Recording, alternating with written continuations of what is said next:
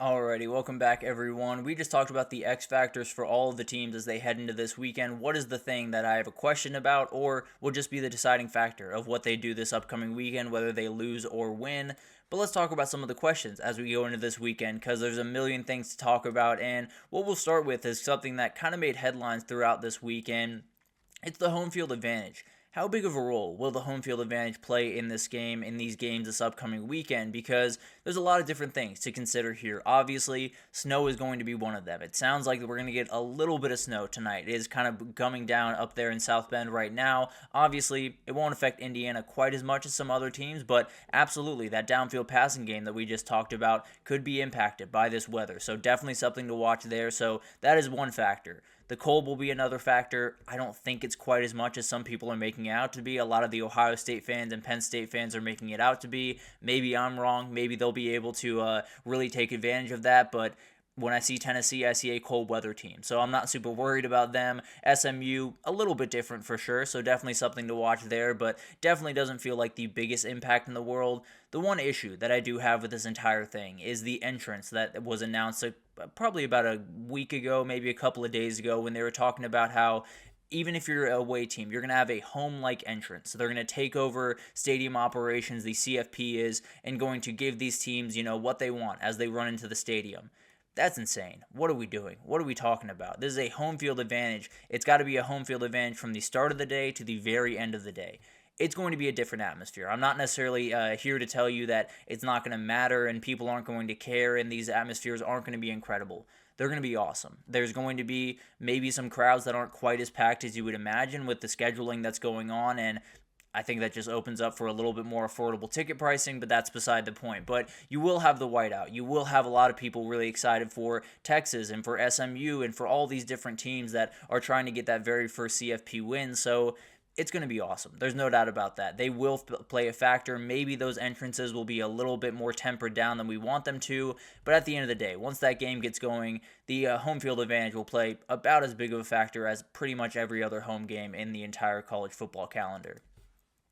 Then the top offensive players to watch, and we talked about him a little bit in the last segment. We got to talk about him again. Elijah Surratt, he is huge. He is a guy that can totally change this game, and you add him to Omar Cooper, you add him to Miles Price. They got wide receivers. That is not Indiana's problem by any means. They have running backs. They have offensive line. They have the quarterback. They got to be able to do it against the elite talent. That is the point of all of this. That is the point of the CFP, and that's what Indiana's trying to take advantage of. It feels like in this game they don't have a ton of matchup advantages except for that one, except for Elijah Surratt against this back end. And if they can find it enough times, then number 13 could be the story as we get into Saturday, or as we get into tomorrow when we get into the other games.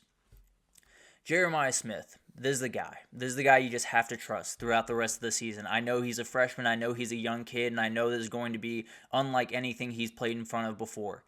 He's your best player. He's the guy that can make all the difference in the world. He's the guy that can totally change what this offense is capable of. So throw it up to him. Don't even draw up a play for everyone else. Just draw him going straight down the field and throw it up to him. Because do that 4 or 5 times a game, you're probably going to get 3 or 4 catches. The dude is absolutely incredible, and he's absolutely someone that the pass game is not going to be elite from Ohio State at this point. It's not going to be terrifying. It's not going to be Oregon level. They can make the big plays, and it's going to start with number 4, and he's going to be a huge player to watch this upcoming weekend against that back end of Tennessee that has some holes in it. Jamal McCoy's a problem, but just about everyone else you can definitely attack on that back end.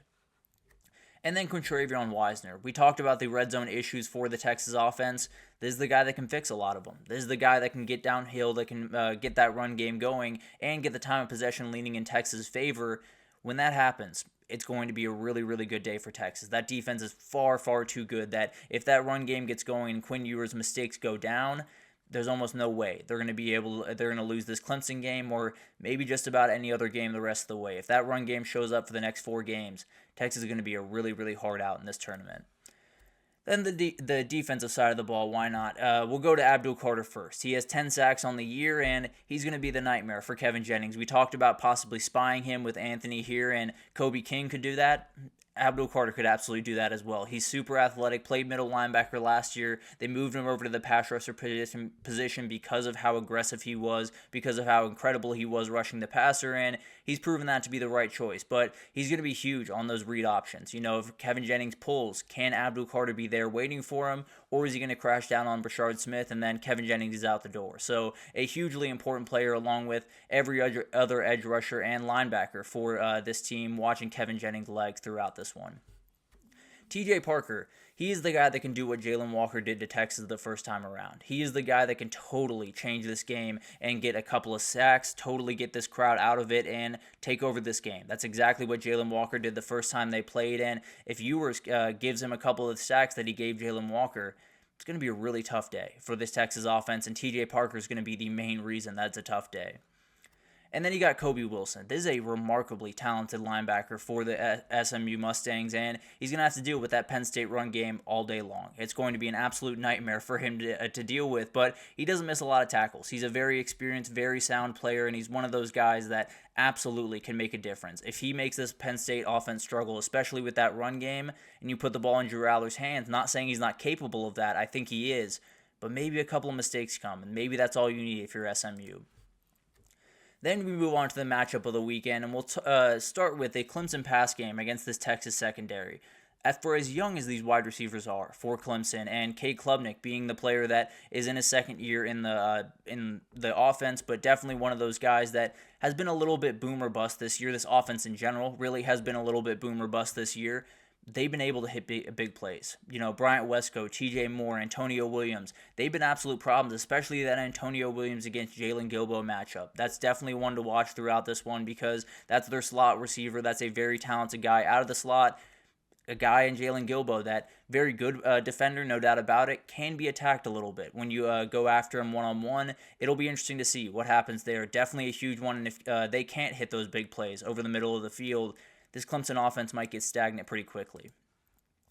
The Penn State run game against this SMU linebackers. This might be two of the best duos in the entire tournament, if I'm being totally honest. When you talk about Nick Singleton and Katron Allen, it's about as good of a running back duo as you will see in this entire thing, other than when you go up to Columbus, Ohio. But at the end of the day, then you have on the other side, you have Kobe Wilson and Ahmad Walker at linebacker, probably the two best duos. It's going to be incredible to watch them go at it this upcoming weekend, and whoever wins that battle is probably going to win this game, if I had to imagine. If those linebackers can slow down that duo, it's going to be a really long day for this Penn State offense. If that running back duo can create problems for those linebackers, SMU is going to get run out of the building. I can almost promise you that.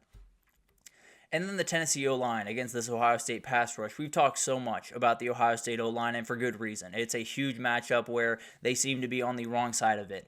Tennessee could be on the wrong side of this matchup as well. This Tennessee O-line, while very solid, not necessarily elite. They've had a couple of moments throughout the year where it's been a little bit tough to protect Nico. That's kind of led to a couple of the issues that they've had. They've been really good run blocking. Sometimes pass pro has gotten in the way just a little bit. So Jack Sawyer, JTT, all of these guys, Sonny Styles, who can make the big time play? Can they get after this passer? And if they can they explode the game the way that the Tennessee D-line is hoping they can? And then we got to talk about this guy. I hate to do it, but we do have to talk about what happens if Ohio State falls this weekend, because that's what pretty much everyone around the country is wondering. Will this be the last game that Ryan Day coaches as the Ohio State head coach? It's a fair one to ask, and I think the answer is rather clear. If they lose, I would have to imagine that he is gone. I have them losing. I tend to believe he will be fired on Sunday. I hate to say it, if I'm being totally honest, because the reality is there's a lot of different questions as you get into the coaching search for this one. First of all, Ryan Day's a good coach. I get it. He's at Ohio State. The certain parameters that you have to meet are different up there in Columbus than they are everywhere else. He is a very good head coach. He has gotten to a national title. He's gotten to the playoff a number of times. He has won the Big Ten. He has done a lot of the great things around Ohio State. He doesn't have done that as consistently as he needed to. Everyone understands that. He understands that probably better than anyone in the world. But the reality is, who's the replacement that you're going to find? Who's the guy that you feel overly confident in is going to come in and be outright better than Ryan Day? Because a lot of the options that you have out there, Marcus Freeman has signed an extension. Luke Fickell has signed an extension. Matt Campbell signed an extension. Kurt Cignetti signed an extension. What are you going to do? Who are you going to go out and get? Is it going to be just Mike Vrabel and you're going to roll the dice with an NFL guy? Are you going to try to go get a smaller coach that possibly takes over? Are you going to upgrade Brian Hartline to be the head coach? there's a ton of different questions. Even after you fire the head coach, you know that it's not going to be Ryan Day going forward. I don't know who it's going to be, and I can't promise that it's going to be better than Ryan Day. So the question of, what will happen to him after this game seems relatively clear. It feels like he is going to get fired. It feels like there's not really another question about that. What happens after that is a huge question, especially who you hire, because I can't promise they're going to be better than Ryan Day in any respect. So a lot of questions around that, but I think we all know what's coming on Sunday if Ohio State loses on Saturday. Then we have to talk about which would be the most impactful upset, which would be the one that would totally change up the college football world. For Tennessee, we know the impact on Ohio State. We know what would happen there. But for Tennessee, this would be maybe the final key that unlocks this program that is very capable of being elite on a national level every single year. They have all the resources you could possibly want. I believe they have a head coach that's going to be there for a very long time and going to be very successful for a very long time. And they're starting to develop a defense that's not going anywhere for quite a while. So I really like this group, and I think an upset over Ohio State moving on to play Oregon could send them on a path that it's going to be really hard for teams to knock them off. For Clemson, this is a transitory time. You're going through a lot of different things. You're going through dipping into the portal for the first time. You're going into, NIL and a lot of this different stuff a little bit more aggressively than you have in the past. A win would be proof that you didn't necessarily need to do that. You are more than comfortable where you are sitting, but you're willing to add a couple more guys just to make this a little bit better, just to make this a little bit more aggressive, and just on top of that, it would add a lot of questions over there in Austin, Texas, but more importantly for Clemson, it would definitely be validation for a lot of the people that have said this system won't work, you won't be able to win at a high level with these players. He might just be able to on Saturday. Indiana, for tonight, it would be a huge one. It would change the dynamic of football programs for a ton of kids in that area because the reality is recruits have a pretty short memory. They don't necessarily remember what happened all the way back in 2012. As upsetting as that is for a lot of us out here, that is a reality on the recruiting trail. If Indiana goes into Notre Dame and gets a win, if they're able to knock off Notre Dame, a lot of the recruits that are looking at Notre Dame above Indiana will flip that in their head. Whether they think about it or not, they absolutely will, and it could change the way that Indiana goes about business going forward. Not to mention, Indiana's got some relatively wealthy guys in their donor pool, in their alumni pool, especially one guy in particular down there in Dallas. But at the end of the day, you get this win, a lot of really special things could continue to happen up there at Indiana.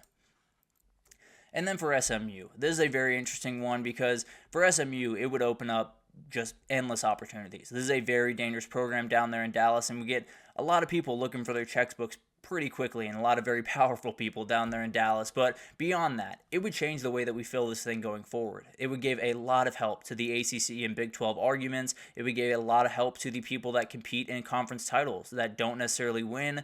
It would give them a lot of help to possibly get in the field going forward. So beyond even SMU, this could have an impact on what the CFP looks like going forward, and definitely would be a very interesting one to watch. On top of, would add a lot of questions for Penn State and James Franklin, no doubt about that. I don't think he would get fired, but definitely would add quite a few questions. But there's a million questions as we head into this thing. It's going to be a lot of them are answered, and a lot of them that I will not even know that I had as we go into tomorrow, but it'll unfold. It'll be absolutely crazy. I have no doubts, but we'll definitely unwrap it all as it happens on Monday. But let's take our last break here. And when we come back, we got to do a little bit of a weekend wrap up. We'll talk about Carson Beck. We'll do a couple of coaching carousel updates, Diego Pavia's update, a lot of different things on the other side of this break.